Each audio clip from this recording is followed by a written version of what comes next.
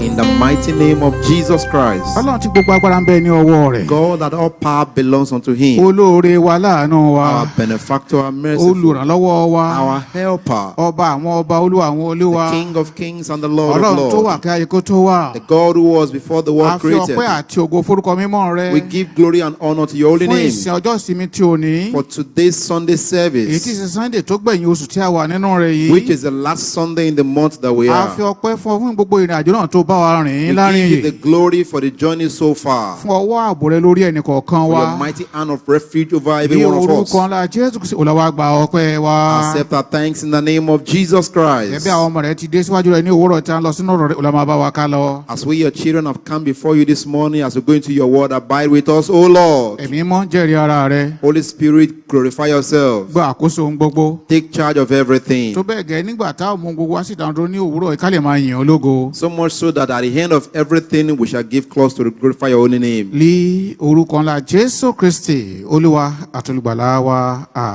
In the mighty name of Jesus Christ, our Lord and our Savior. Amen.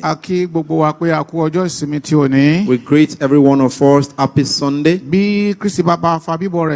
If Christ tarries in his coming, we shall witness more of these. And if he should come quickly in his kingdom, should count us worthy. Amen. I say, may the Lord count us worthy in his kingdom. Glory be to the name of the Lord. Before we proceed into our session of prayer for a few moments, we want to proceed into the Word of God. And the center of the Word of God for today is timely benefactor. Timely benefactor. Timely merciful. Timely helper. A timely benefactor. A timely merciful. And a timely helper. Without these three, our journey is incomplete. You need a particular benefactor to intervene into your life. An helper must journey with you. Gẹ́gẹ́ bí àkọmọ̀nà wa ní ọdún yìí. Just as we have our motto for this year. Tó sọ fún wa pé ìrànlọ́wọ́ láti òkè wá. Which tells us that help from above. A gbọ́dọ̀ ní ìrànlọ́wọ́ kan pàtó, ìrànlọ́wọ́ kan gbọ́dọ̀ dìde fún ìgbé ayé rẹ. We must have and you must have a particular helper for your life. Ní àkókò tí a wà yìí. Especially this time that we have. A ní ìdí olóore àsìkò. We need a timely helper. Èyí tó jẹ́ pé yóò bá wa tán ìṣòro wa lẹ́sẹ̀kẹsẹ̀. That will quickly help us to negate our problem quickly. Bó bá jẹ́ pé ó bá ti ṣe orí mọ́ tí ń bá sọ wà á mọ̀ nǹkan mi àwọ̀ tó jẹ́ pé àkókò tó bá jẹ́ pé báwo ni mo máa ṣe kàn yín sí olórin adẹ̀ ìyọjú wẹ́rẹ́ adẹ̀ ṣe fún ọ wá ní in fact ọlọ́run yín mọ̀ lágbára o àfi bí pé ó ti mọ̀ pé mo ṣaláì ní nǹkan yín ó dẹ̀ wá ta mi lọ́rẹ̀. Exactly. Olóore àsìkò. If this has happened to you before, you can testify and be a witness to me. Sometimes you may be in a dire need of something and you look around and say, I really need this thing. And while you are trying to talk about your need, somebody just came up and then meet that need and say, Lord, I thank you. You are actually a timely helper. The Lord will raise a timely helper for you. I can't hear your amen very well. The Lord will raise an helper for you. A timely helper will rise for your children. A timely benefactor will rise for your children. A timely merciful will rise for your wife. Concerning the work of your hand right now as I speak, that looks as if lẹ́nu iṣẹ́ yẹn aláàánú àsìkò lẹ́nu iṣẹ́ yẹn olùrànlọ́wọ́ àsìkò tí ó gbé sẹ́yìn dìde Olúwa yóò gbé dìde fún ọ. That looks as if it's not working very well. A timely benefactor, a timely merciful, a timely helper, the Lord will raise for you in the mighty name of Jesus Christ. Èyí ló mú wa lọ sínú ìwé ìhìnrere ti Luke. That is what is taking us to the book of St. Luke. Orí keje. Chapter 7. Ẹsẹ̀ kọkànlá. We are reading from verse 11 downward a little. Ó ní ó sì ṣe ní ìjọ́ kejì. Ó lọ sí ìlú kan tí a ń pè ní Láínì. Àwọn púpọ̀ nínú àwọn ọmọ ẹ̀yìn rẹ̀ sì ń bá a lọ àti ọ̀pọ̀ ìjọ ènìyàn. Bí ó sì ti súnmọ́ ẹnubodè ìlú náà, sì kíyèsí wọ́n gbé òkú kan jáde, ọmọ kan ṣoṣo náà ti ìyá rẹ̀. Ó sì jẹ́ opó, ọ̀pọ̀ ìjọ ènìyàn sì ń tọ̀ ọ́, ó sì wà pẹ̀lú rẹ̀. Verse 11, and it came to pass the day after that he went into a city called Nain, and many of his disciples went with him, and much people. Now when he came nigh to the gate of the city, behold, there was a dead man carried out, the only son of his mother, and she was a widow, and much people of the city was with her. Verse 13. Nígbà tí Olúwa sì rí àánú ṣe ó sì wí fún un pé má sọkún mọ́. Ní ipò tó wà yẹn Olúwa yóò rí ọ. Amen. Ní ipò àìní tó wà yẹn Olúwa yóò rí ọ. Amen. Èèyàn lè rí ènìyàn kí àánú má ṣe ènìyàn á kàn fojú fò ó lè rí inú ìṣòro rẹ̀ ó dẹ̀ mọ̀ pé ó ń la ìṣòro yẹn kọjá ṣùgbọ́n ó kàn wò casually àánú ò ṣe rárá ṣùgbọ́n eléyìí ó rí i bó ṣe rí yẹn àánú rẹ̀ wá ṣe aláàánú àsìkò olórí àsìkò méjèèjì wá pàdé ń bẹ̀ yẹn ìrànlọ́wọ́ àdìde lẹ́sẹ̀kẹsẹ̀ láti jí ọmọ rẹ̀ dìde àníṣe ní ìwọ̀nba tó kù tó sì yóò parí ní lọ́jọ́ mẹ́fà lónìí ní ọjọ́ Friday lóṣù yìí máa parí láàárín ọjọ́ mẹ́fà yìí nígun mẹ́rin àgbáyé ibikíbi tó lóró rẹ̀ bá wà tí aláàánú bá wà tó rànlọ́wọ́ bá wà Olúwa yóò gbé dìde fún ọ. Amen. We're reading verse 13. And when the Lord saw her, he had compassion on her and said unto her, weep not. I pray for you that the Lord will send someone that will have compassion upon your life in the mighty name of Jesus Christ. Right in that situation, right in what you are going through in particular, the Lord himself will raise this tree for you. He will give you a timely benefactor. He will give you a timely merciful. And at the same time, he will raise an helper for you. Look at it. Somebody can see you and will not show you compassion. They can even overlook your problem and it looks as if they don't even care. Or they didn't see it. But here, Jesus saw her and had compassion upon her. Concerning your work, concerning your children, concerning your life, the Lord will raise timely benefactor, timely helper, and at the same time, you have a timely merciful in the name of Jesus Christ. Hallelujah. And then he said unto her, weep not.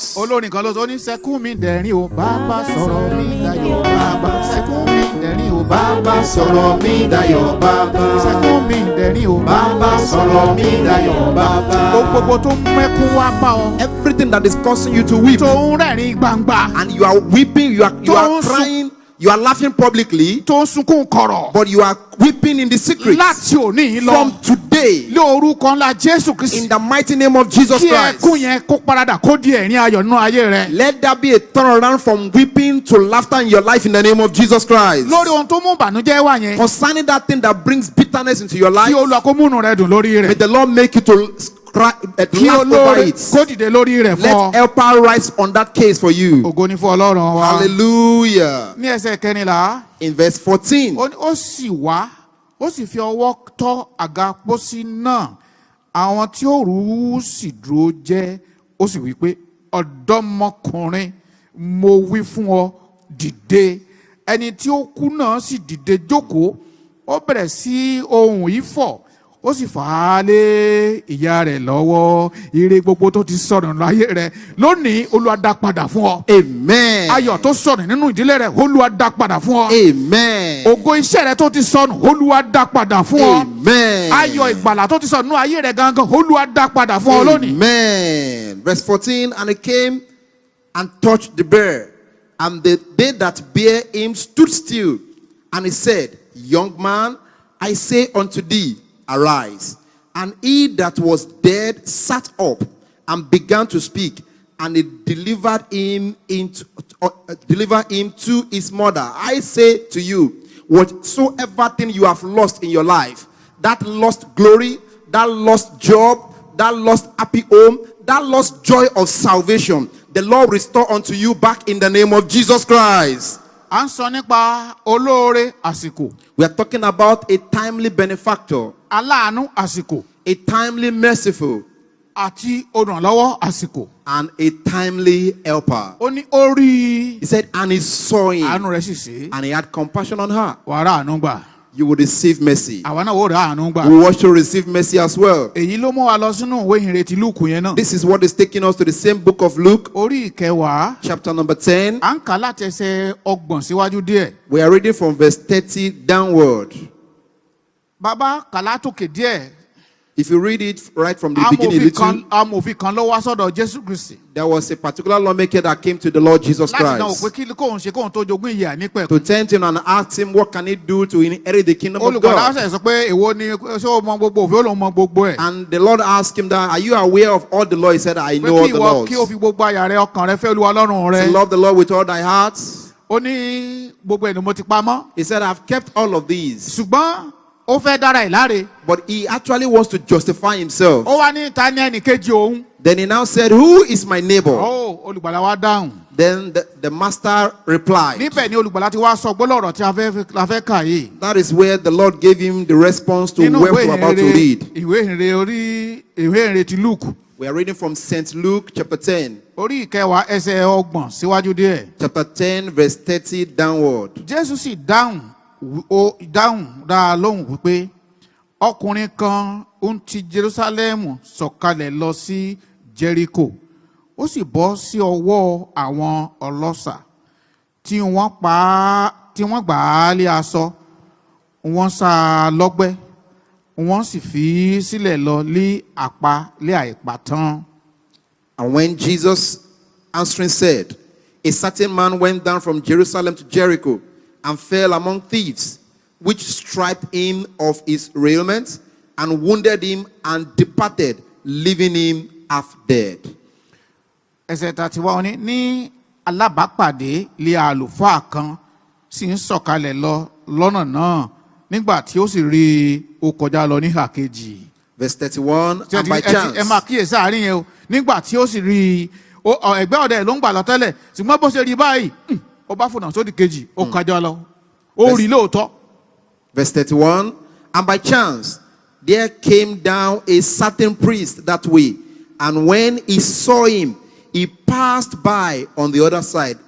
Carefully look at that place. He actually saw him. He was going on the way where the man was wounded, but he took the other side. he left him alone. Olóhùn tẹ̀síwájú. We proceed forth. Tàtí tó ní bẹ́ẹ̀ náà sì ni ọmọ Léfì kan pẹ̀lú nígbà tí ó dé ibẹ̀ tí ó sì rí i ó kọjá lọ ní ìhà kejì. And likewise a Levite, when he saw at the place, came and looked on him and passed by on the other side. Gbogbo àwọn méjèèjì tí wọ́n dárúkọ olórí ẹlẹ́sìn ni wọ́n, àwọn èèyàn ńlá láwùjọ nínú agbo Ọlọ́run ni wọ́n. Look at these two people that were mentioned here. They are actually high people in religious places, and they are well known as well. Àwọn tó yẹ kó láàánú èèyàn jù láyé ònìyẹn o. Those who should have more compassion on people. These are the people we are talking about. Ọ̀rẹ́ jẹ́ kí n sọ fún ọ. Friend, let me tell you something. Ẹni tó rò pé ó máa ràn ẹ́ lọ́wọ́ yẹn ó lè má jẹ́ olùrànlọ́wọ́ fún ọ. The person you are thinking is going to help you may not be your helper. Ẹni tó gbẹ́kẹ̀lé pé aláàánú rẹ ni ó lè má ó tẹ̀ lè pa ó ti ráúráú. That person you have in your mind that will be merciful unto you can completely abandon you. Ohun tó dá mi lójú ni wípé. One thing I'm sure and certain of is that láàárín ọjọ́ bíi mélòó kan tó kù tó sì yóò parí. within the few days that this month is going to come to an Ọlọ́run end, Sàdélà yóò gbé olóore yóò gbé pàdé rẹ. this God of Sandela will bring you and your helper together. Pàápàá àwọn ọmọ rẹ ibi gbogbo tó ń bá wà. Especially your children anywhere they are. Olóore wọn yóò wá wọn rí. Their helper will search them Aláàánú out. wọn yóò wá wọn rí. Their benefactor will search them out. Olùrànlọ́wọ́ wọn yóò wá wọn rí. And their merciful will also locate them. Wọ́n sì rí àánú yẹn gbà. And they will receive that mercy. Ògo ni fún Ọlọ́run wa. Hallelujah. Ẹ rí i pé àwọn tó yẹ kó ràn lọ́wọ́. Those who were supposed to help him, Wọ́n pátì. they neglected him. Wọ́n sá síbòmíì, wọ́n They sá sódì went kejì. to the other side. Bó tẹ̀ jẹ́ pé wọ́n ń bẹ̀rù. Though they were afraid. Pé téèyàn bá ṣe olóore báyìí sìn. Perhaps if I help Wọ́n this máa lọ man sọ now, pé olúwa ẹ̀ ni ó ṣe léṣe síbẹ̀. so that they won't got implicated about what had happened. Maybe they are the one that did it. Wọn ò tẹ̀ ṣe ṣe náà kọ́lọ̀ nǹkan tẹ̀ kán wá wo ohun tọ́lọ̀ máa ṣe. Why didn't they make that help for that man and let them see what God will do for them? À ń sọ nípa olóore àsìkò. We are talking about a timely benefactor, Aláàánú àsìkò. a timely merciful. Sẹ́ǹpù eléyìí tá a gbọ́ lẹ́ẹ̀kan. You know the one we had before? Obìnrin tó ń sunkún lọ yẹn. The woman that was crying, the widow. Ó ti pa gbogbo ẹ̀ ti parí fún tán. Everything was, her case was closed. Wọ́n sì ń sunkún lọ tẹ̀lé lẹ́yìn And ni. they were crying with her, they were Ṣùgbọ́n going. lójijì. But suddenly, Ó ní olóore àsìkò dé. a timely benefactor appeared Ó dẹ̀ gbà kó nú ìbànújẹ́. and rescued her from her bitterness. Aláàánú àsìkò dé ba lákòókò yẹn náà. The timely merciful also came and rescued Ó dẹ̀ her gbà nínú and ìbànújẹ́ also rẹ̀. saved her from her bitterness. Tí bá ti ń sọ lọ́wọ́lọ́wọ́ yẹn. As we are talking right Bẹ́ẹ̀ náà ni now, kí ìwọ náà máa fọkàn rẹ rò ó. begin to think within your Pé mind. àkókò tó It is time tí olóore rẹ fẹ́ wá ọkàn. that your benefactor must Àkókò locate tó you. It is Tí time aláàánú rẹ fẹ́ wá that your ọkàn. merciful must locate you. Ó ní tí ọkùnrin yìí. This is the same case with this man. Nígbà tó rí tí àwọn tó rí wọ́n sá lọ. When they saw him that he was wounded, they left him and they departed. Ṣùgbọ́n nígbà tó lórí àsìkò máa dé bá. But when a timely benefactor came to Níbi him, tó ti ń jẹ́ ìjọra ikú. where he was in pain of death, Jésù ní wọ́n pa láì lápàtán wọ́n ṣàlọ́gbẹ́ díẹ̀ kò kú tán. the Bible makes us to know that Christ said that he was wounded half dead Bẹ́ẹ̀ ni ẹ̀jẹ̀ ń jáde lára rẹ̀. and blood was gushing out of his body. Wọ́n sá fún. They ran away from him. Ṣùgbọ́n nígbà tó di ẹsẹ̀ kẹtàléníọgbọ̀n. When we are in verse 33 now, Ó ní ṣùgbọ́n ará Samaria kan bí ó ti ń lọ bó ti ń re àjò ó dé ibi tí ó gbé wà. Nígbà tí ó sì rí i máa gbọ́ o. Nígbà tí ó sì rí i àánú ṣe é. but a certain Samaritan, as he journeyed, came where he was. Listen very well. He came to where that man was. And when he saw him, he had compassion on him. Àlùfáà àkọ́kọ́ The priest, the first priest tó rí that saw him, ó rí ni he actually saw him. àánú rẹ̀ ò sí fún. There was no compassion on him. Ọmọ Léfì tó tún padà rí. The Levite that saw him the second, Òun náà rí. he also saw him as Ṣùgbọ́n well. àánú yẹn ò wá. But that compassion didn't came. Ṣùgbọ́n eléyìí But this particular tí one, kì í tiẹ̀ ń ṣe ará ìlú who is not even a member of Tó his jẹ́ pé country, a citizen wọn of his country, wọn kì í tiẹ̀ fẹ́ ríra wọn sójú. they are not friends at all. They don't Àwọn- see eye to eye. Àwọn Júù àti ará Samaria wọn ò ń fẹ́ rárá torí pé The Jew and the Samaritan, they are parallel. They never meet as a line. yes wọ́n rò pé àwọn Júù ló mọ́ ju àwọn Samaria jẹ́ bí àwọn inferior. They thought the Jews are the most righteous and the Samaritans are inferior to them Nítorí náà wọn ò tẹ̀ fẹ́. because they don't want any relationship with them at all. Samaria yìí But this particular Samaria, ó dẹ̀ rí. He saw him. Àánú ṣe. And he had compassion on him. Ògo ni fún Ọlọ́run wa. Hallelujah. Ní ìṣàwọn pé ní àwọn tó yẹn bá fẹ́ sọ̀rọ̀ tán bá fẹ́ bú ẹnìkan tó bá ṣàánú fún èèyàn wọ́n ní ó rí aláàánú ara kí náà máa pè é.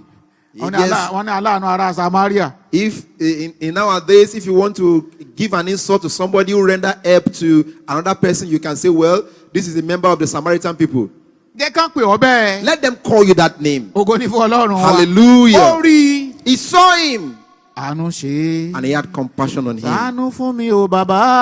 Have mercy on me, O Lord. Ṣàánú fún mi o jàre. Have compassion on me, O Lord. Ìwọ ló ṣàánú fún Jacob ní ìrìn àjò. You are the one that had mercy on Jacob's journey. Ṣàánú fún mi o Jésù. Have compassion on me, Jesus. Lórúkọ ńlá Jésù. Níwọ̀nba tó kù tó sì yóò parí wàá rí àánú gbà. With the remaining... Ọmọ rẹ̀ á rí àánú gbà. Amen. Aya rẹ̀ á rí àánú gbà. Amen. Níṣẹ́ rẹ̀ á rí àánú gbà. Amen. Gẹ́gẹ́ bí ìjọ á rí àánú gbà. Amen. Gẹ́gẹ́ bí àwọn bàbá wa General Overseer yóò rí àánú gbà. Amen. Àwa náà yóò rí àánú gbà. Amen. With the remaining days that this month will come to an end, I say to you, you will receive mercy in the mighty name of Jesus Christ. Your children, your home, your family, we as a church of God, even our Father and the Lord, General Overseer of this church, we shall all receive the mercy of God in the name of Jesus Christ. Bẹ́ẹ̀ náà ni mo tún fi àkókò gbàdúrà fún ìwọ tó tiẹ̀ ti lùgbàdì àìsàn yẹn lọ́wọ́lọ́wọ́ tó wà ní isolation yẹn lọ́wọ́lọ́wọ́ ní orúkọ ńlá lórí àìsàn tó ń ṣe kí àánú kó máa fọhùn. Amen. Kí àánú kó máa fọhùn. Kí àánú kó máa fọhùn. Amen. Kí ọ̀sẹ̀ yóò tó parí.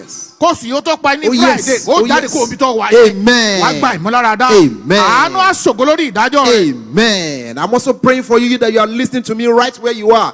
Peradventure, you have been afflicted by the so-called COVID-19 and pandemic we are having. I pray to you, in that isolation center where you are, you receive the mercy of God in the name of Jesus Christ. Amen. Receive the mercy of God in the name of Jesus Christ. Amen. Let mercy prevail over judgment over your life in the mighty name of Jesus Christ. Amen. Àánú ṣe. He had compassion on him. Máa wá gbọ́ o láti 34. Listen from verse 34. Bó ti ṣe àánú ṣe yẹn. As he had compassion on him, ó sì tọ̀ ọ́ lọ. and he went to him. Aláàánú rẹ̀ yóò tọ̀ ọ́ lọ, yóò tọ̀ ọ́ wá.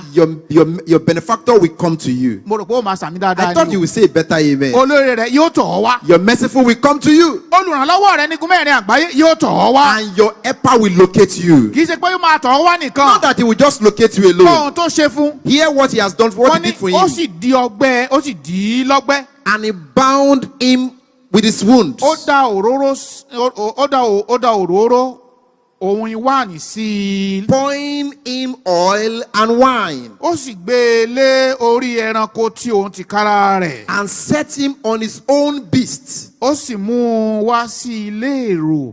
Ó sì ṣe ìtọ́jú rẹ̀. And brought him to an inn and took care of him. Ògo ni fún Ọlọ́run wa. Glory be to the name of the Lord. Ẹ wo ọkùnrin yìí. Look at this man. Kò béèrè irú èèyàn tó jẹ́ o. He didn't ask him, what citizen are you? Who are you? Àbò olówó àbí olówó kò béèrè Whether lọ́wọ́ he is rẹ̀. rich or poor, he didn't ask him any question. Kò béèrè pé ẹbí wo ló ti jáde wá. He doesn't ask him which family do you come from. Kò tiẹ̀ mọ̀ nípa He ẹ̀ rárá. didn't even know anything about him. Nítorí pé Ọlọ́run ti fi omi àánú rẹ̀ sí lójú. Because the Lord has watered him with the water of mercy. Ó tọ̀ ọ́ lọ. He went to him. Lẹ́sẹ̀kẹsẹ̀ ó di ojú ọgbẹ́ yìí. Immediately he bounded his wounds. Ó da òróró àti wáìnì sí lára kẹ̀jẹ̀ kó bàa lè He dá. poured him oil and wine so that his bleeding blood can cease. Lẹ́sẹ̀kẹsẹ̀ ó dì ní bandage ibẹ̀ yẹn. And immediately he bounded that wound. Ìyẹn ni pé wọ́n ní ó gbé lórí ẹṣin tó ń fúnra rẹ̀ gùn. It was said that he actually put him on the chariot, the horses that he was riding, his own beast. Ìyẹn ni wípé Meaning that kì í ṣe kẹ̀kẹ́ kan ló wà ń bẹ̀. it was not that maybe a chariot was there Ìyẹn ni pé ó before. ní àwọn ẹmẹ̀wà tó ń tẹ̀lé lọ. Meaning he also had some servant that was going along with him. Kò gbé tẹ̀lé wọn pé ẹgbẹ́ ẹ máa gbé bọ̀ ẹ máa gbé tẹ̀lé mi. Rárá o. He didn't put and say, okay, take that man and follow me. No. Ó gbé lórí kẹ̀kẹ́ tó ń gangan wà fúnra He rẹ̀. took the wounded man on his own horse. Ó rí mọ̀ pé òun dúró tì í. Because he was with him. He stood by him. Ẹjẹ́ mi ta bá kàdí sàyẹ́nsì ẹjẹ́ mọ̀ yẹn pé ibi tó arákùnrin yẹn fẹ́ lọ lọ́jọ́ yẹn kò lọ bẹ̀ mọ́ o. If we read downward, we observe that where that Samaritan was going that day, he didn't go there any longer. Ó dúró tì í. He stood by the wounded man. Ó tọ́jú ẹ̀ títí ó fi He dijọ́ took kejì. care of him until the following day. Jẹ́ ká kà síwájú. Let's read further. Ẹ rí i pé ní verse 35 ó ní nígbà tó sì ń lọ ní ijọ́ kejì ó fi owó idẹ méjì fún olórí ilé èrò ó sì wí fún un pé máa tọ́jú rẹ̀ ohunkóhun tí ìwọ bá sì ná kún un nígbà tí mo bá padà dé èmi ó san fún ọ. Verse 35. And on the morrow when he departed, he took out 2 pence and gave them to the host and said unto him, take care of him, and whatsoever thou spendest more, when I come again, I will repay thee. Yẹn ni pé ibi tó lọ lọ́jọ́ yẹn kò lọ mọ́. Meaning where he actually intended to go before, he abandoned it, he didn't go any longer. Nítorí pé ohun tó ń ṣe yẹn ó fẹ́ yanjú ẹ̀ débi kan pé ó rí mọ̀ pé òun gba ẹ̀mí ọkùnrin yìí là. Because that particular help he was entering at that time, he wants to make sure that he completes this and save the life of that man. Olùrànlọ́wọ́ tí ọ̀rọ̀ ayé ẹni kì í sú. An helper that will not be tired of one's life. Bó ti wù kó le tó. No matter how terrible it may be. Adúró tí ọgbọ́n We stand by you firmly. Ó ti gbà tó bá rí mọ̀ pé nǹkan yẹn yanjú pátá. Until he ensures that that problem is completely solved. Níbi gbogbo tọ́mọ ẹ̀ wà lórílẹ̀-èdè àgbáyé. Wherever your children are, all over the world. Lọ́wọ́lọ́wọ́ bí a ti ń sọ̀rọ̀ lọ́wọ́lọ́wọ́. As we speak right now, as you are hearing us. Olùrànlọ́wọ́ yẹn, aláàánú yẹn, olóore yẹn, Olúwa yóò gbé dìde fún ọmọ rẹ sẹ́. That benefactor, that merciful, that helper, the Lord will raise it for your children in the name of Jesus Christ. Bẹ́ẹ̀ ni ó sì rí fún àwa náà. And it will be also to us as well.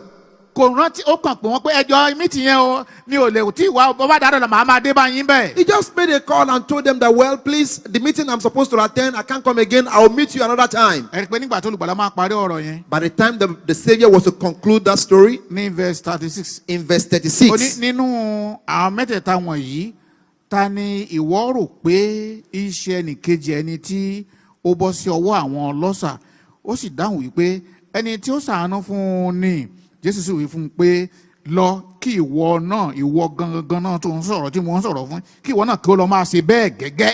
verse 36 and verse 7 and 37. Which now of these 3 thinkest thou was neighbor unto him that fell among the thieves? And he said, he that sheweth mercy unto him. Then Jesus said unto him, go and do thou likewise. I'm talking to you right now as you are hearing me. Go and do the same thing. Ọ̀rọ̀ náà kan èmi àti rẹ. The word is coming to you and Ìwọ I. náà gbúdọ̀ jẹ́ olóore fẹ́nìkan. You must also be an helper to Ó someone. gbúdọ̀ jẹ́ aláàánú fẹ́nìkan. You must be a benefactor to Ó someone. gbúdọ̀ jẹ́ olùrànlọ́wọ́ fẹ́nìkan. You must be merciful unto another Kí ọ̀rọ̀ rẹ person. mọ́kàndá pé ẹ sáà máa mú wá. It's not until every time just give me. Kí àwọn èèyàn náà kan máa pẹ́ ọ̀pọ̀lọpọ̀ bàbá lágbájá ọ̀pọ̀lọpọ̀ mọ́mí lágbájá. Let others testify, if not for the sake of daddy so and so and mommy so and so. Má wàá rò pé ẹni tí ó san ẹ̀san padà fún ẹ ló fẹ́ ṣe lóore. Never you imagine or think that the person you help will be the one that will repay you. Ẹ rí i pé ẹkùnrin tí wọ́n di ọgbẹ́ rẹ̀ yìí tán aláàánú àsàmúlà tó gbé lọ sí hospital yìí ẹ rí i pé kò lágbára àti san ẹjọ́ padà fún ẹni tán. You will observe very well that this wounded man that the Samaritan was helping, he had no power to pay back what he has done to him. Ṣùgbọ́n ó kàn ṣe é fún Ọlọ́run. He did it voluntarily unto the Lord. Bẹ́ẹ̀ náà ni. In the same manner, Kí ìwọ náà fúnra rẹ ronú ara rẹ jinlẹ̀. you to think deeply within your Ta ló mind. kàn tí mo fẹ́ ṣe ìrànlọ́wọ́ fún? Who is the person that I want to help Olúwa now? ràn èmi náà lọ́wọ́ kí n lè ran ẹlòmíràn lọ́wọ́. Lord, help me too so that I can help others. Ràn mí lọ́wọ́ Olúwa kí n lè ṣàánú fẹ́ lòmíràn. Lord, help me so that I can be merciful unto others as well. Olúwa ràn èmi náà lọ́wọ́ kí n lè jẹ́ olóore fún ẹlòmíràn. Lord, help me so that I can be a benefactor unto others. Bí a ti ń gbàládùra yẹn. As we are praying that prayer, Tẹ́mi náà ń gbàládùra and as yẹn. I'm praying that same prayer, Lórúkọ Jésù yóò rí bẹ́ẹ̀ nínú ayé àwa náà. it will be for us all in the name of Jesus Christ. Ògo ni fún Ọlọ́run wa. Hallelujah. Ògo ni fún Ọlọ́run wa. Glory be to the name of the Lord. Kí a tó lọ sínú àdúrà wa ní ìṣẹ́jú díẹ̀ tó Before kù. we go into our prayers briefly, Olùgbàlà náà ní òun náà ní olùrànlọ́wọ́ tóun náà rí lò. the master himself also had an helper that he used. Nígbà tó ń lọ láti parí iṣẹ́ ìgbàlà wa lórí igi àgbélébùú. When he was going to complete the journey of our salvation on the cross of Calvary, Òun náà lọ nígbà tó fẹ́ ru àgbélébùú rẹ̀. when he was about to carry his own cross, A wà nínú ìwé ìhìnrere ti Lúùkù yẹn náà la wà. we're in the same book of St. Luke, Orí ìkẹtàléníogún chapter 23. ẹsẹ̀ ìkẹrìndínlọ́gbọ̀n. We are reading from verse 26. Bí wọ́n sì ti ń fà á lọ, wọ́n mú ọkùnrin kan Símónì ará Kírénì tí ó ń ti ìgbèríko bọ̀. Òun ni wọ́n sì gbé àgbélébùú náà lé kí ó máa rù ú bọ̀ lẹ́yìn Jésù. Verse 26 of Gospel of St. Luke, chapter 23. And as they led him away, they laid hold on him one Simeon, a Syrian, coming out of the country, and of him they laid the cross that he might bear it after Jesus. Ògo ni fún Ọlọ́run wa. Hallelujah. Ẹ̀rí pé olùgbàlà náà fúnra ara ẹ̀ náà fúnra ara ẹ̀ pèsè alábàárù kan. Can you see that even the Savior himself provided an helper for himself Olóore àmọ́sẹ̀ fà á jáde as they brought him out láti pé kó gbé ìgbélébùú ẹ̀. so that he can carry his own cross? Bẹ́ẹ̀ ni olóore àsìkò yọjú. Then immediately a timely helper appeared. Aláàánú kan náà yọjú. A timely merciful appeared. Óyá wá ó ká fi dáadáa. He said, you are bold, you have enough strength. Come. Nítorí pé àwọn gan ti rí pé àwọn ti na Jésù títí kò sí agbára fún mọ́. They too, they saw that they beat Jesus Christ to the point that he had no power Wọ́n ò sì again. lè bá gbé àgbélébùú ẹ̀. And they can't carry that cross for Ṣùgbọ́n him. bí wọ́n ti rí ẹni tó ní agbára yìí, But when they óyá máa saw bọ̀. an FT, a muzzled person, they said, come over, come. Óyá gbé àgbélébùú Now yẹn. carry that cross. Kò sì kọ̀. And he didn't refuse. Ó dẹ̀ gbé bẹ́ẹ̀. And he carried the Títí ó fi dé cross gbé dé òkè Káfárì. until he took the cross to Calvary. Ògo ni fún Ọlọ́run wa. Glory be to the name of the Ìwọ Lord. náà àti èmi náà You lónìí. and I as well. Ṣẹ́rí níwọ̀nba tó sì kù tí ó parí. With the remaining days left in this month, Olóore tí ò bá wa gbé ẹrù rẹ níbi tó ti a wúwo yẹn. benefactor that will carry your load where it is most heavy. Aláàánú tí ò gbé ẹrù rẹ níbi tó ti wúwo The yẹn. merciful that will carry your load where it's most heavy. Olúwa yóò gbé dìde fún ọ. The Lord will raise them for you. Wàá rí àánú yẹn gbà. You will receive that mercy. Ògo Ọlọ́run yóò sì máa bá ọ gbé. And the glory of the Lord will abide with you. Ògo ni fún orúkọ rẹ̀. Glory be to his name. Kí Olúwa kó bù sí ọ̀rọ̀ May rẹ̀. the Lord bless his Fún word ìgbàlá ọkàn wa. for the salvation of our souls. Àdúrà la fẹ́ kọjá lọ láti We gbà. want to go into the prayer session Ní ìṣẹ́jú now. díẹ̀ sí. In few minutes. Ògo ni fún Ọlọ́run wa. Glory be to the name of the À ń sọ Lord. nípa olóore We are àsìkò. talking about a timely benefactor, Aláàánú àsìkò. a timely merciful, Àti olùrànlọ́wọ́ àsìkò. and a timely helper. Àdúrà àkọ́kọ́ tá a máa kọ́ gbà rere. This is the first prayer point. Pé orí mi. Lord, my head, my destiny. Ó máa gbọ́ lé orí yẹn. You will lay your hands on your own destiny. Kó má takò ọ́, kó má gbàbọ̀dì. My destiny should not antagonize me or should not put me to trouble. Kó má sì ṣe níwájú olóore rẹ. That you should not misbehave right in the presence of your Kó helper. má sì wàhù níwájú aláàánú That rẹ. you should not go to misconduct before your Ẹni merciful. tí ó ràn ọ́ lọ́wọ́ kó má sì ọ̀rọ̀ sọ níwájú The rẹ̀. person that will be your benefactor, you should Ó not ní speak the wrong orí words. mi máa mà gbá. My destiny refuses. My destiny. Ẹ̀dá mi máa mà gbá. My destiny refuses. Orí mi máa mà gbá. My destiny. My destiny. Ẹ̀dá mi máa mà gbá. Do not be antagonistic to me. Ayé fún ọ máa mà gbá. If the one is giving you evil, reject it. My destiny, please. Do not be antagonistic.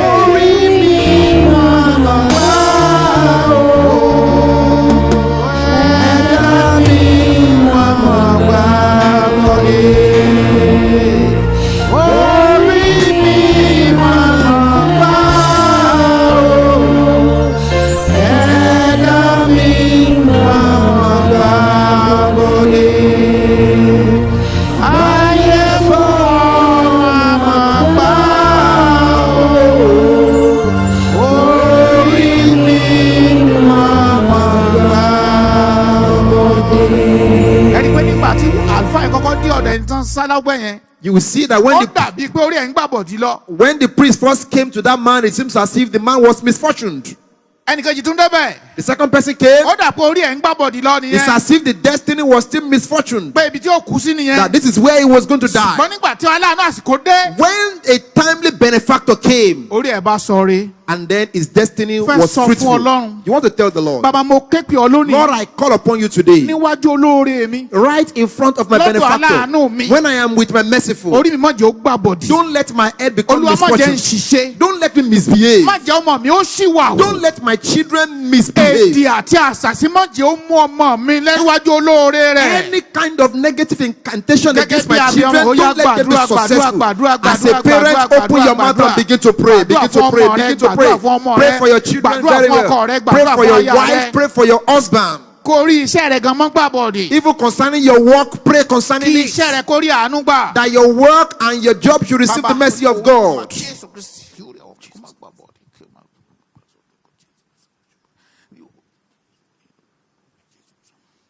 In the mighty name of Jesus Christ, our Lord and our Savior. Amen. Lord, call it forth. pè jáde olúwa pè jáde wá. Lord, call it forth. bó ṣe gúúsù ló wà. Whether it's in the bó north, ṣàríwá. it's in the south, bó ṣe ìlà oòrùn. it's in the west, bó sì ṣe ìwọ̀ rẹ̀. or in the east. olóore mi. My helper. olúwa pè jáde wá. Lord, call him forth out. bàbá nínú àánú rẹ̀ ńlá. Lord, in your great mercy, kó sì ó tó parí. before the end of this ní month, ọjọ́ Friday. by Friday, nígun mẹ́rin àgbáyé. in all the four corners of the world, olóore mi. my benefactor, aláàánú mi. my merciful, olùrànlọ́wọ́ mi. and my ti helper, ọmọ mi. for my ti children, ọkọ mi. for my wife, ti aya mi. for my husband, ti iṣẹ́ òòjọ́ mi. concerning my ó yá work. máa pè é jáde Lord, wá. begin to call them ó forth. yá máa pè é jáde Begin wá. to call them forth. jẹ́ kán wá mi rí. Let them seek me jẹ́ out. kán rí mi. Let them locate jẹ́ me. kán ṣàánú fún mi. Let them be merciful to gba me. ìrànlọ́wọ́ mi fún mi lọ́wọ́ wọn. Let them gba orí receive mi my help fún from mi. them. ó yá pariwo kó All the sọ di blessings, let àdúrà. them begin to turn into prayer in the name of Jesus ó gbàgbọ́ kó Christ. sì ó tó parí. I believe before the end of this ó month, máa rẹ́rìn ayọ̀. you will sing for joy. oore rẹ yóò dìde. Your blessings will come to you. wàá rí àánú yẹn gbà. You will receive that mercy. bàbá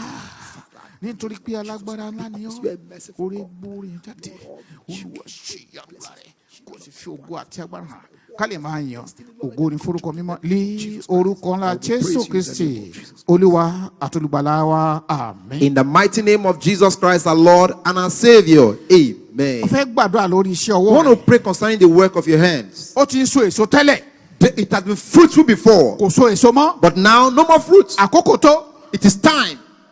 bí kòkó nínú igbó ní àwọn tó bá gbin ọ̀gbìn kòkó tẹ́lẹ̀ bí kòkó yẹn bá ti ń so èso tó bá ti di pé ó ti ń wọ́ríwẹ́ tí ò lè so èso mọ́ wọ́n á ti gbìn míì síbẹ̀ kó lè rọ́pò lẹ́sẹ̀kẹsẹ̀. In a cocoa farm, if the cocoa farm plantationship is so ripe and then it cannot bring forth another fruit, quickly they will plant another cocoa right beside it so that one can replace the old one. gbogbo igi rere eléso tó ti dáwọ́ dúró lórí iṣẹ́ mi nínú ìrìnàjò ìgbé ayé mi láti òní lọ ó yá gbìn míì síbẹ̀ kó mú èso jáde fún mi kó so èso pé fún mi. Oh yes. Every unfruitful tree that is dying right in my life, Lord, replant a new one and let there be fruit again. ó ń so èso tẹ́lẹ̀tẹ́lẹ̀. It has been profiting ṣùgbọ́n before, kò so èso but mọ́. now no more profit. bàbá dìde. Lord, Father, arise. o ti ń rí àánú gbà lọ́dọ̀ ẹ̀ tẹ́lẹ̀ kò ṣàánú mọ́. You have been receiving mercy from that person, but now no more olóore mercy. ló jẹ́ tẹ́lẹ̀ ṣùgbọ́n kò sí oore He mọ́. has been an helper to you, but he's not olúwa helping you pé again. dìde fún mi. Lord, raise an helper for me now. gbogbo igi rere léso tó ti dáwọ́ dúró. Every fruitful tree that has stopped bringing out àkókò fruit, tó olúwa gbé wọn dìde. Lord, Ó yá, raise ẹ máa another so fruit èso for me, Lord, ẹ máa so and èso let there padà. be profit ẹ again. máa so èso padà Let them fún be mi. fruitful ẹ again. máa so èso padà Let fún there be mi. fruitful ẹ máa so again. èso padà fún mi. So more fruit for me, Ó O yá, sọ di àdúrà God. Turn lórúkọ ńlá into prayer Jésù. now in the name of iṣẹ́ Jesus yẹn kò gbọdọ̀ Christ. dáwọ́ dúró. Your work must not stop. èkúta ò gbọdọ̀ wọnú iṣẹ́ yẹn. There must not be any bad thing o coming to that o work. ti ń tà tẹ́lẹ̀ You used to make good sales o before, wà á tà mọ́. but now no more rárá kò sales. gbọdọ̀ rí bẹ́ẹ̀ rárá. It must not be ó like yá kó that. máa so èso. It must be, there Kó must máa be so fruit. It èso, kó máa must so be èso, kó máa so fruitful. It èso. must be fruitful. kó máa so èso. Let it bring forth fruit. bẹ́ẹ̀ ni ó rí. So shall it be. ó ti rí bẹ́ẹ̀ náà. It is so. ní orúkọ ńlá Jésù Kristi olúwa àtolùgbàlà wa In àmín. the mighty name of Jesus Christ, our Lord and our Savior. Olúwa, Amen. àkókò tó. Lord, it is mo time. fẹ́ jáde kó nu yàrá I yìí. want to leave that apartment. yàrá àtìmọ́lé There's a particular room, ẹ̀mí òkùnkùn a wicked darkness room, tí wọ́n ti ọmọ ológo ìdílé wa sí. where my glorious destiny child has pé been kó má locked bàa rí up, aláàánú. so that he will not see any kó má helper, bàa rí olóore. so that he will not see any benefactor. láti òní lọ. From today, ní orúkọ ńlá Jésù in Kristi. the mighty name of Jesus Christ, mo fẹ́ kó dìde dúró gbàdúrà I yẹn. want to stand where you are and pray that prayer, nítorí pé o máa gbé ẹsẹ̀ kan síwájú. because you will take a step forward, pé o jáde kó nu yàrá that you yẹn. come out from that wicked o room, jáde kó nu yàrá you yẹn. come out from that nínú darkness room, yàrá ẹ̀mí òkùnkùn. from that darkness room, tí àwọn òṣìkà ẹ̀dá ti tí where ó ti ti wicked ọmọ ológo sí. people has locked you, pé a glorious kò child, gbúdọ̀ rí aláàánú. that you will not see any kò merciful gbúdọ̀ rí person, olórí that you will not see any benefactor. láti òní lọ. From today, Mo from today, jáde kúrò ńbẹ̀. I come out Mo from that, jáde kúrò from ńbẹ̀. that room. I come out mo from bẹ̀rẹ̀ sí í it, ṣe rere. and I begin to mo bẹ̀rẹ̀ sí í prosper, ṣe rere. and I begin to ọmọ mi prosper. jáde kúrò ńbẹ̀. My son come out from it, aya mi jáde kúrò my ńbẹ̀. children come out from it, ó bẹ̀rẹ̀ sí í ṣe rere. and my wife came out from Ó it, yá, pàṣẹ and àdúrà begin to lórúkọ ńlá prosper. Jésù Kristi. Command and begin to pray Ó yá, right sọ di now. àdúrà lórúkọ ńlá Turn Jésù into Kristi. prayer and begin to pray, nítorí pé ọlọ́run tí kò yí padà ní ọ́. because our God God does not change. Begin to command. Begin to command. I come out from the bondage of lack and wants. I come out from the bondage of debt. I come out from the bondage of not being able to eat and not be able to drink. I come out from the bondage of near success syndrome. So shall it be. In the name of the Father, and of the Son, and of the Holy Ghost. In the mighty name of Jesus Christ, our Lord and our Savior. Amen. It won't continue like this. My life will be transformed. It won't continue like this. My life will receive transformation. I've been suffering for a long time and suffering for a long time. It won't kill me. It will go back from me, and my life shall be transformed. This is not how it will continue. My life shall be transformed. Things will not continue like this any longer. My life shall receive transformation. Long time suffering and long time pain. It won't kill me, it will come back from me, and my life shall be transformed. It won't kill me, it will go back from me, and my life shall receive transformation. It won't kill me, it will go back from me, and my life shall be transformed. It won't kill me, it will go back from me, and my life shall receive transformation. In Christ I become joyful. I become so glorious in Jesus. My lost glory has been restored, and it has appeared gloriously. In Christ I become joyful. In Christ I become prosperous. All the lost glory has been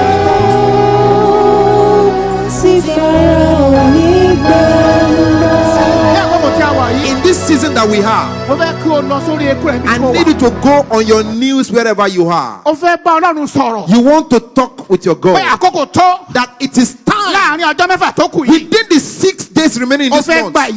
You want to receive your miracles. Your benefactor must locate you.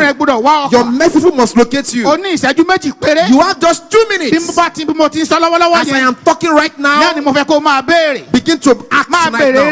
Begin to ask for that blessing and that joy. You must come out gloriously this month. When I say in the name of Jesus Christ, where our Father and the Lord is, which is the general overseer of this church, the general overseer of this gospel apostolic church, which the presiding pastor, gospel apostolic church, in person of Pastor Moses Ajani Adewumi, any Babawa Moses Adewumi, Timothy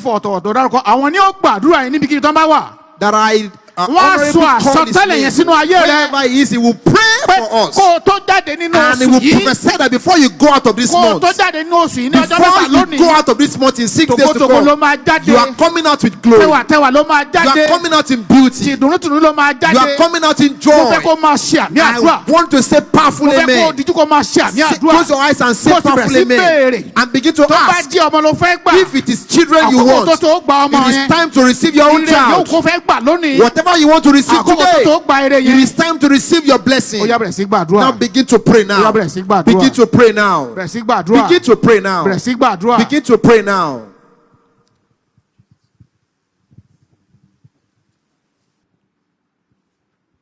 Gbọ́ àdúrà lé orúkọ Jésù Kristi Olúwa àtolùgbàlà wa. Hear the prayer in the name of Jesus Christ, our Lord and our Savior.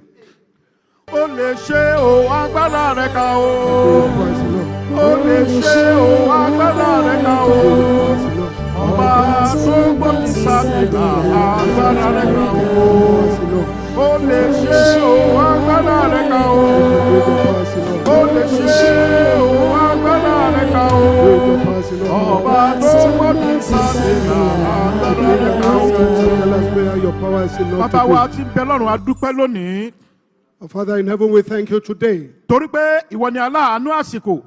Because you are our timely benefactor. Ìwọ ni olóore àsìkò. You are the helper in time of trouble. Ọlọ́run ìyanu a dúpẹ́ fún agbára ọ̀rọ̀ rẹ tó ti rán sí wa lónìí. Olúwa gba ọpẹ́ wa. Wonderful God, we thank you for the power of your word you have sent to us today. Accept our thanks, O Lord. Gbogbo ìbéèrè ohun rere ohun ayọ̀ tí gbogbo àwọn ọmọ rẹ ti béèrè lónìí jákèjádò ibi gbogbo tí wọ́n ti ń gbọ́ wa Olúwa fún wọn lésì ayọ̀. All our requests for good things, for things of joy and happiness, worldwide that your children have asked of you, grant us joyful answers, O Lord. Àti gbogbo àwọn ìránṣẹ́ rẹ gbogbo tí wọ́n ń gbọ́ wa níbi gbogbo àti àwọn bàbá wa tó ti lò fún wa nínú ọ̀rọ̀ rẹ àti àwa náà pẹ̀lú kí oṣù yìí kó tó parí Ọlọ́run ìyanu a fẹ́ kó jẹ́wọ́ agbára rẹ nínú ayé wa kó ṣe àmì sí àdúrà gbogbo wa kó fún wa lésì ayọ̀ gẹ́gẹ́ bí a ti ń fẹ́ lórúkọ Jésù Kristi Olúwa jẹ́ kó rí bẹ́ẹ̀. Your children have asked of you worldwide, ministers, even our Father in the Lord that fed us with the word, and we ourselves also, before the end of this month, want you to manifest and testify of your power and your glory in our life, so that all our requests, you answer them. Let it be so in the name of Jesus Christ. Látọjọ́ ìsinmi òní lọ àti ìtókò ọjọ́ ayé wa ire ni ká máa rí. And from this Sunday, and even for the rest of our life, let us say, receive goodness, O Lord. Jẹ́ kí gbogbo wa ká padà ká wá yin orúkọ rẹ lógo. Let all of us come back and glorify your name. Lé orúkọ Jésù Kristi Olúwa àti olùgbàlà wa. In the name of Jesus Christ, our Lord and our Savior. Kí oore ọ̀fẹ́ Jésù Kristi Olúwa wa. Amen. Ìfẹ́ ńlá ti Ọlọ́run. Amen. Ìdàpọ̀ ti Ẹ̀mí Mímọ́. Amen. Àlàáfíà Olódùmarè. Amen. Kó pa wá lára àti ọkàn mọ́. Amen. Kó máa bá gbogbo wa gbé. Amen. Títí ayé àìnípẹ̀kun. Amen. Praise the Lord. Hallelujah. Praise the Lord. Hallelujah. Praise the mighty Jesus. Hallelujah. Let your hands for Jesus Christ, the King of